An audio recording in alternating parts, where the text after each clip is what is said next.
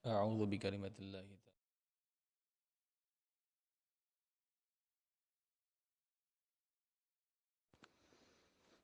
Baik, barakallahu fikum. Insyaallah demikian kajian siang ini.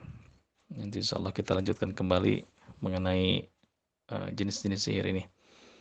Bagaimana ciri-cirinya dan bagaimana efeknya dan terutama bagaimana cara penanggulangannya. Dan ayat-ayat pembatal sihir sebaiknya kita hafalkan atau kita baca berulang-ulang untuk bagi yang terkena korban jenis sihir yang pernah kita pelajari di atas insyaallah. Semoga bermanfaat dan mohon untuk tidak di-share keluar dulu karena ini kajian khusus kita. Khawatirnya bahasanya tidak nyambung. Nah, jadi kita khususkan di grup kita saja. Barangkali ada yang ditanyakan, menambahkan, berkomentar positif, silahkan. Atau berbagi pengalaman pribadi mengatasi sihir, silahkan. Insyaallah mudah-mudahan jadi jariah yang tidak terputus hingga yaumil akhir insyaallah. Barakallahu fikum. Allahumma inna na'udzubika min ilmin la yanfa' wa na'udzubika min qalbin la yakhsha. Subhanakallahumma bihamdika asyhadu an la ilaha illa anta astaghfiruka wa atubu ilaik. Wassalamualaikum warahmatullahi wabarakatuh. Assalamualaikum warahmatullahi wabarakatuh. Alhamdulillah. Alhamdulillahirabbil alamin. Wassalatu wassalamu ala Rasulillah. Allahumma salli wa sallim wa barik ala sayyidina Muhammadin wa alihi wa mawalah. La haula wa la quwwata illa billah. Allahumma aftah lana wa lakum futuhal arifin birahmatika ya arhamar rahimin. Allahumma salli wa sallim wa barik ala sayyidina Muhammadin wa alihi wa sahbihi wa azwajihi wa dhurriyyatihi wa ahli baitihi radhiyallahu anhum wa li masyayikhina wa li jami'il muslimina wal muslimat wal mu'minina wal mu'minat al ahya'i minhum wal amwat wa tabi' bainana wa bainahum bil khairat. Rabbi ighfir warham wa anta khairur rahimin wa la hawla wa la quwwata illa billahil aliyyil azim. Allahumma rabbi zidna ilman nafi'an warzuqna fahman. Allahumma aghnina bil ilmi wa zayyina bil hilmi wa akrimna bit taqwa wa jamilna bil afiyah. Baik ya ikhwani fillah, mari kita lanjutkan bahasan kita yang kemarin, yaitu tentang sebab-sebab gangguan jin masuk ke dalam tubuh manusia. Salah satunya itu sihir kiriman. Kita mengenal sihir, bahwa sihir bermula bahkan sudah ada sejak zaman Nabi Nuh alaihissalam, kemudian meraja atau viral di zaman Nabi Sulaiman alaihissalam dan juga di zaman Nabi Musa alaihissalam sampai ke zaman Nabi sallallahu alaihi wasallam. Bahkan sebagai kita ke zaman tabi'in, zaman sahabat tabi'in dan para ulama dan kita, sihir ini akan terus ada sampai nanti sang raja sihir yaitu Dajjal la'natullah alaih muncul ke permukaan bumi dan memimpin mereka para ahli sihir. Alhamdulillah. Baik, langsung saja. Menurut Syekh Wahid Abdul Salam Bali, sihir-sihir dilihat dari sisi yang ditimbulkannya atau sebabnya atau misalkan efeknya, maka sihir terbagi ke dalam 10 bagian. Kalau kemarin kita mengenal ada secara garis besar bahwa sihir terbagi ke dalam dua garis besar, dua golongan, yaitu sihir sufla wa sihir ulia, sihir rendah dan sihir tinggi. Sekarang kita akan kenalkan jenis-jenis sihir menurut pembagian Syekh Wahid Abdul Salam Bari, bahwa sihir terbagi dalam 10 kategori. Ini dilihat dari sisi efek yang ditimbulkan oleh sihir tersebut. Yang pertama ada sihir tafrik. Sihir tafrik ini sihir perceraian, yang mana digambarkan oleh Allah Subhanahu wa taala, dikabarkan bahwa sihir tafrik ini memang ada dalam surat Al-Baqarah ayat 102. Wa yata'allamuna ma yufarriquna bihi bainal mar'i wa zawjihi. Mereka setan ini mengajarkan sihir, yata'allamuna ma yufarriquna, apa perkara memisahkan bainal mar'i wa zawji, antara hubungan suami istri. Dalam perkembangannya, tidak hanya semua istri yang dipisahkan, tapi hubungan-hubungan dekat, misalkan hubungan muamalah, hubungan bisnis, hubungan anak dan ibu, hubungan bapak dengan anak, hubungan keluarga, hubungan kerabat, hubungan saudara, bahkan hubungan tetangga, bahkan hubungan sesama muslim. Waspadalah, ciri-ciri dari pendeta ini. Pertama, ada perubahan sikap yang drastis, dari suka menjadi benci. Ada anak yang membangkang sama ibu bapaknya, membenci dan mencurigai semua orang yang menolongnya. Pembatalan sepihak, akad jual beli, dan lain sebagainya. Ini drastis, yang tadinya sangat baik, akur, tiba-tiba. Itulah salah satu ciri dari sihir tafrik. Ciri berikutnya, banyak terjadi perselisihan tanpa sebab dan hal-hal yang sepele, pertikaian, pertingkah rumah tangga. Sihir tafrik ini sangat sangat dahsyat efeknya. Bahkan Nabi SAW menggambarkan ada suatu singgasana di tengah lautan, ada satu kerajaan singgasana yang mana satu kerajaan tersebut kerajaan jin. Kerajaan mereka ini tugasnya hanya satu, itu memisah-misahkan hubungan-hubungan atau tafrik. Sampai salah satu jin yang berkata, wahai baginda, kepada raja mereka, wahai baginda, aku telah melakukan ini dan ini. Kemudian raja jin tersebut berkata, kamu belum melakukan apa-apa, kembalilah. Dan kembali ada jin yang lain berkata, wahai baginda, aku telah menceraikan suami istri ini, aku telah menceraikan hubungan-hubungan ini.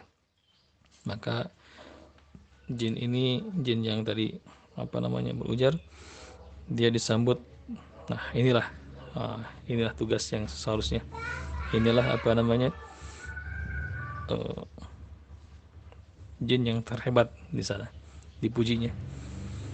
Jadi berhati-hatilah ketika suasana rumah mulai panas, ketika terjadi perselisihan, pertengkaran rumah tangga yang karena hal-hal sepele, misalnya karena sampah, karena pencucian kotor atau bagaimana, atau ketika kita mulai tidak betah di rumah, maka berhati-hatilah dan waspada, periksa kembali apakah dalam diri kita terkena sihir tafrik, karena sihir ini sangat halus. Dia langsung menyerang, tapi dia perlahan hingga akhirnya di ujung puncak dari semua itu adalah perpisahan. Nah, sadarilah ketika misalkan kita bertengkar dengan istri, maka salah satu harus mengalah. Jangan dua-duanya panas, tapi salah satu harus dingin. Dan terutama ikhwan laki-laki, karena wanita ini separuh agamanya. Separuh akalnya, karena separuh agamanya. Dan ar-rijalu qawwamuna 'ala nisa, laki-laki lebih qawwam, lebih kuat, lebih cocok menjadikan pemimpin daripada wanita. Karena kenapa? Wanita ini kurang agamanya, kata Nabi. Kurang dari mana? Karena ada waktu-waktu tertentu yang mana wanita tidak bisa mengerjakan taklif yang wajib, seperti sholat lima waktu, puasa Ramadan. Waktu itu apa? Waktu-waktu ketika mereka haid, ketika mereka nifas, atau ketika mereka wiladah atau nifas. Maka salah satu harus sadar dan harus mengetahui seluk-beluk sihir ini.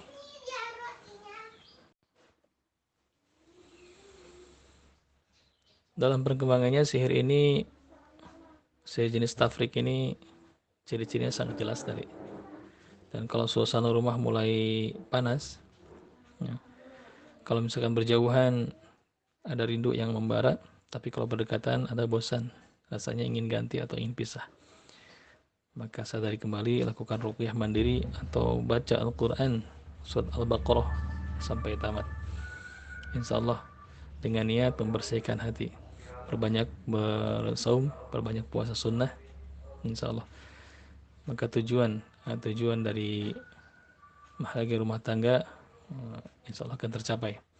Yang kedua, jenis sihir menurut Syekh Wahid Abdul Salam Bali adalah sihir mahabbah atau sihir cinta atau kemat, atau kalau di orang Sunda namanya pelet, atau di orang Jawa bilang asihan. Di Sulawesi namanya sihir guna-guna. Sihir ini bekerja untuk memunculkan rasa cinta yang berlebihan terhadap korban sihirnya. Alhamdulillah. Ketika seorang ini dikirim, medianya apa? Medianya hal-hal yang berkaitan dengan korban. Bisa itu foto, bisa itu rambut, bisa itu athar, bisa seperti air ludahnya atau keringatnya atau bekas pakainya. Dibuat orang ini minta dinikahi atau minta mohon maaf, disebadani, disetubuhi. Bahkan pengaruhnya sangat luar biasa. Ini bisa dari seorang laki-laki menjadi seorang wanita atau sebaliknya, agar mereka mencintai atau semakin mencari atau sebaliknya, sehingga ritualnya ini bisa melalui metode dukun ya, meminta orang untuk menyihir atau dia melakukan sendiri sihirnya. Ini banyak dijual di pasaran, buku-buku disebut mujarobat atau misalkan buku-buku asihan tingkat tinggi. Bahkan zaman sekarang sudah semakin canggih, ada asihan yang masuk ke dalam aplikasi Android, asihan tingkat tinggi. Antum tinggal mengamalkannya yang ada di dalam tutorial di Android tersebut, naudzubillah, dan itu berefek. Maka kita harus bersaing dengan mereka, para dukun ini, karena dukun telah dinyatakan dalam banyak hukum dalam syariat agama ini mereka adalah orang-orang kafir, naudzubillah. Walaupun mereka berkedok ustadz, berkedok kiai, naudzubillah, maka hindari. Sihir ini adalah salah satu dari 10 dosa besar yang digambarkan Nabi dalam kitab 10 dosa besar karena Imam Az-Zahabi. Ciri-ciri dari penderita sihir mahabbah, ya, garis besarnya biasanya ada rasa cinta yang sangat berlebih, ketertarikan atau kerinduan seksual yang menggebu-gebu dan tidak bisa ditahan lagi. Ingin segera melihat, bertemu atau berhubungan badan dengan si penyihir, naudzubillah. Ketika misalkan kita punya saudara perempuan yang lemah iman atau lemah hati mengalami gangguan ini, dia sangat ingin ketemu atau nangis sepanjang malam ingin ketemu, nah, maka tugas kita adalah pertama, sadarkan mereka bahwa mereka terkena sihir dan bacakan ayat Quran pembatal sihir di telinga sebelah kanan. Kalau kita saudaranya perempuan dengan perempuan lagi, laki-laki oleh laki-laki lagi kalau bisa. Kalau kita mungkin bapaknya, anak kita yang seperti itu, maka sama juga bacakan. Nah, kalaulah misalkan anak ini tidak mau diruqyah, bagaimana caranya? Buat air ruqyah, kemudian air ruqyah ini diminumkan bersama dia makan sarapan pagi bisa. Atau ruqyah air galon di rumah. Maka penyakit-penyakit sihir, kiriman, atau ain dan jenisnya, gangguan jin akan keluar dengan sendirinya. Begitu caranya, insya Allah.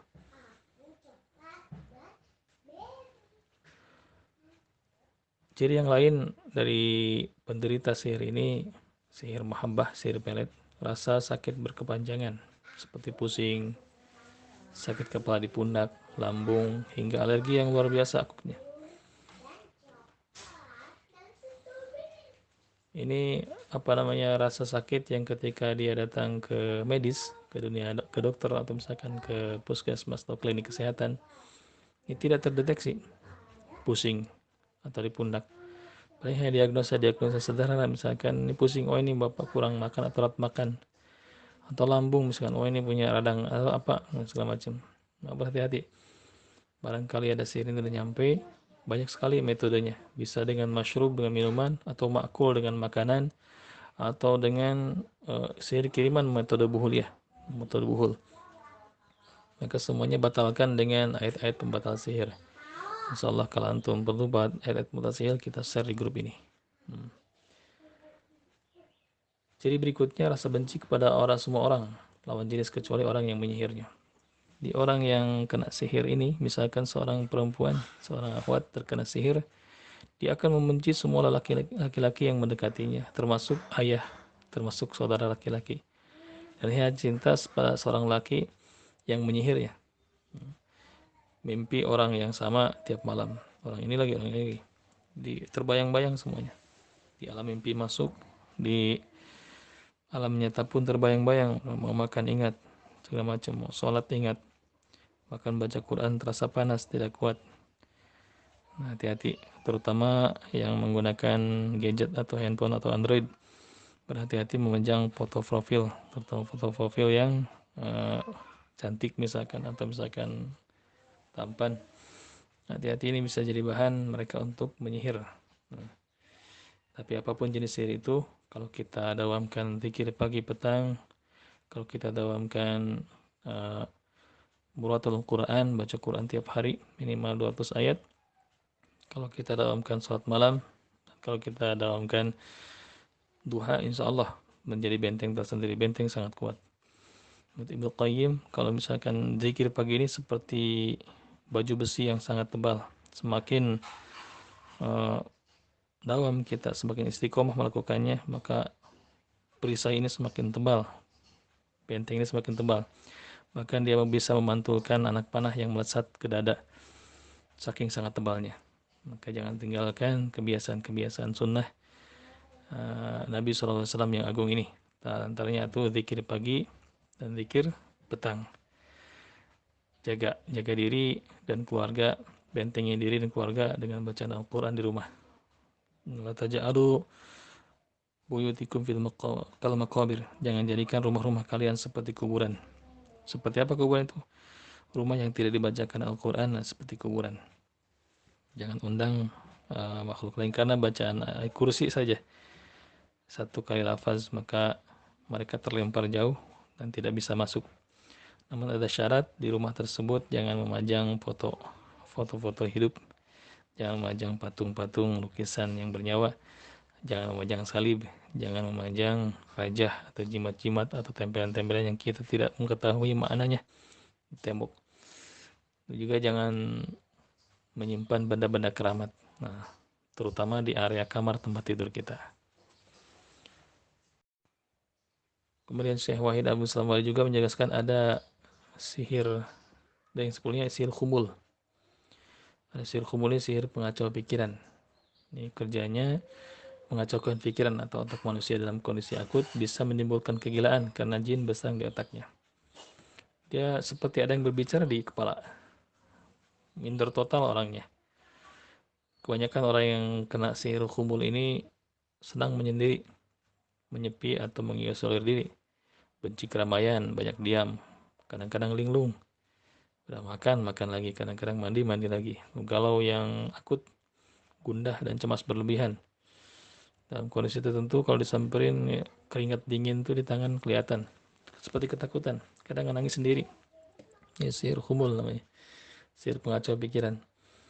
Dari rasa sakit, biasanya sakit di bagian kepala yang terus-menerus, terutama ubun-ubun. Biasanya ini selepas asar, akutnya. Ini ciri-ciri sihir khumul.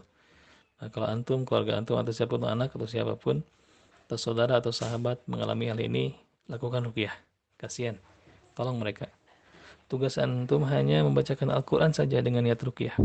Mudah sekali. Pegang ubun-ubunnya, bacakan ayat-ayat pembatal sihir. Nah, terutama surat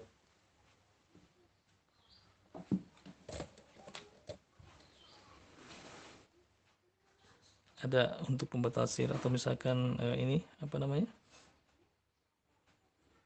bacakan di ubun-ubunnya, bisa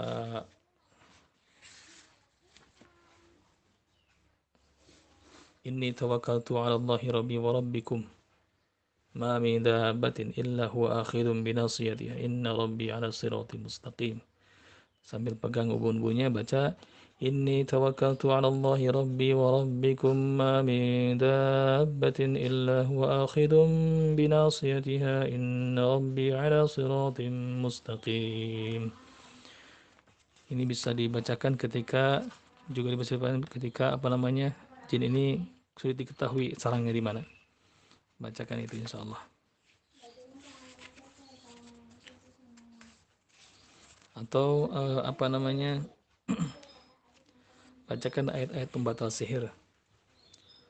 Ayat pembatal sihir ada di surat Al-A'raf ayat 117 sampai 122 atau surat Yunus 81 82 sampai 82 atau Toha ayat 69.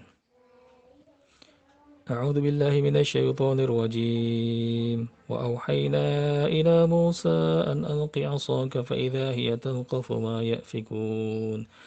فوقع الحق وبطل ما كانوا يعملون فغلبوا هنالك وانقلبوا صاغرين وألقي السحرة ساجدين قالوا آمنا برب العالمين رب موسى وهارون. Bacakan ini berulang-ulang di telinganya dan pegang ubun-ubunnya sampai mereka nyurup, kalau misalkan nyurup atau bergetar hebat atau mual dan muntah. Biidznillah. Ketika muntah, tepuk-tepukan punduknya, tarik dari arah tulang ekor dengan telapak tangan ke atas, bantu mereka untuk muntah agar lebih mudah. Kemudian yang keempat ada sihir khawatif. Sihir khawatif ini sihir bisikan. Ini juga sama merupakan penyebab sihir yang menyebabkan kegilaan pada korban-korbannya. Jin-jin yang dikirim mengganggu pendengaran korban. Biasanya dia bersarang di balik telinga. Ketika kita cara ruqyahnya bagaimana, nanti insya Allah dijelaskan. Ciri-cirinya bagaimana? Sering mimpi menyeramkan. Penderita sihir khawatif sering mimpi menyeramkan. Mimpi seorang memanggil-manggil namanya, dan mimpi jatuh dari tempat tinggi kadang-kadang. Yang paling jelas dari sihir khawatif ini adalah dia sering mendengar suara-suara yang tidak terlihat badannya.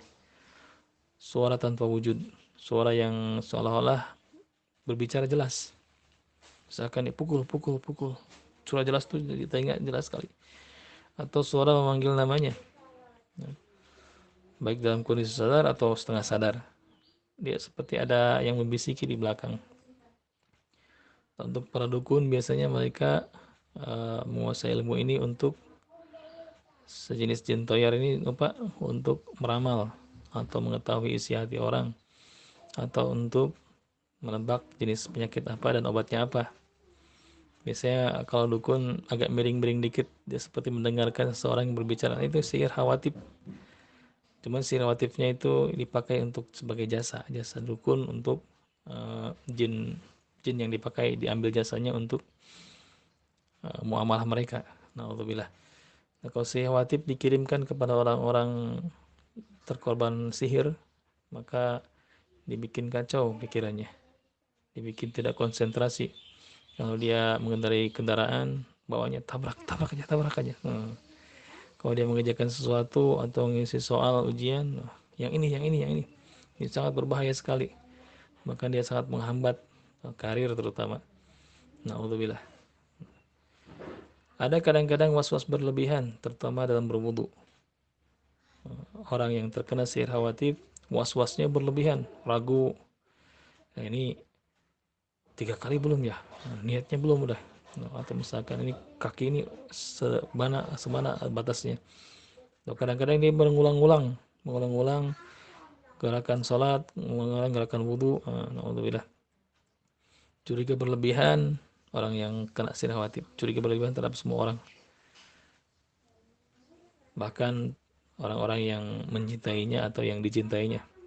Orang yang kena sihir khawatif dibikin kacau pikirannya sehingga curiganya berlebihan. Jangan-jangan nih melet saya, jangan-jangan ini mau zalim ke saya. Alhamdulillah. Nah, terus yang paling sering dialami oleh penderita sihir khawatif yaitu mendengung di telinga, mendengung lama. Nah, maka waspadalah kalau kita mengalami hal ini.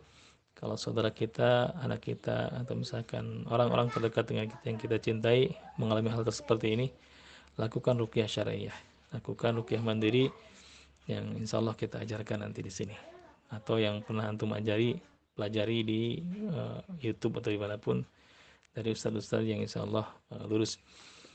Pelajari, lakukan ruqyah mandiri. Dan titik mereka adalah di belakang telinga sebelah bawah sambil ditekan. Kalau misalnya kita meruqyah orang yang terkena sihir khawatif atau mantan dukun yang bisa meramal, pegang bawah telinga bagian belakang di bagian bawahnya. Setelah nanti dilihatkan gambarnya. Nah, caranya seperti di gambar, tempelkan jempol kita di belakang telinga dan di kepala. Nah, seperti Ustaz Muhammad Faizal seperti di atas. Bacakan ayat Ruqyah perlahan. Nah, insya Allah ini langsung kena untuk jenis sihir khawatib yang mengganggu telinga yang sering mendengung. Barakallah, insya Allah pagi ini kita bahas 4 jenis sihir yang dijelaskan oleh Syekh Wahid Abdul Salam Bali. Insya Allah kita lanjutkan kembali di lain kesempatan, mudah-mudahan bermanfaat dan siap beramal dan tolong orang sebanyak mungkin tanpa imbalan. Imbalan terbaik adalah dari Allah Subhanahu wa taala, dan sebarkan informasi ini, dan mohon ini grup kita jangan di-share dulu voice ini kecuali untuk kita di grup ini, insyaallah. Allahu a'lam bis-shawab. Allahumma inna na'udzubika min ilmin la yanfa' wa na'udzubika min qalbin la yakhsha. Subhanakallahumma bihamdika asyhadu an la ilaha illa anta astaghfiruka wa atubu ilaik. Wassalamu alaikum warahmatullahi wabarakatuh.